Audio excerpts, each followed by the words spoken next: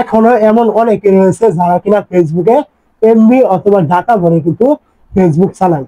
তো তাদের জন্য সুখবর, এখন থেকে কিন্তু ফেসবুকে আপনি এমবি বা ডাটা বললে আপনার ফেসবুকে কিন্তু এমবি বেশি পরিমাণে কিন্তু কাটতো। এখন থেকে কিন্তু আর অল্প পরিমাণে কিন্তু আপনার এমবি কাটবে, বেশি পরিমাণে কিন্তু এমবি আপনার আর কাটবে না। ফেসবুকে এমন একটা সেটিং রয়েছে, যদি আপনি ওইটা করে নিতে পারেন, তো সেটিংটা পাওয়ার জন্য আপনি কি করবেন, প্রথমে চলে আসবেন আপনার ফেসবুক থাকবে, আপনি কি করবেন, ফেসবুকে চলে আসবেন।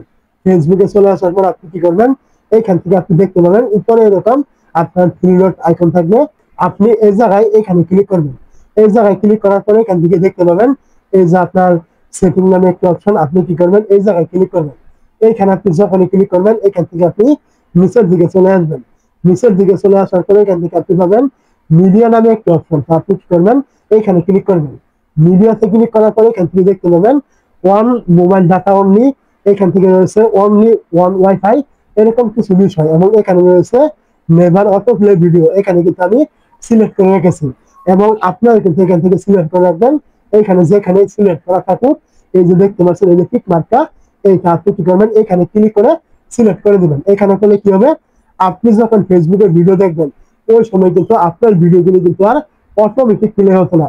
আগে যখন আপনি ফেসবুকে ঢুকতেন, এরকম ফেসবুকে স্ক্রল করতেন, ওই সময় কিন্তু আপনার এখান থেকে ভিডিওগুলো যে থাকতো, এই ভিডিওগুলো কিন্তু আপনার অটোমেটিক ভাবে কিন্তু প্লে হতো।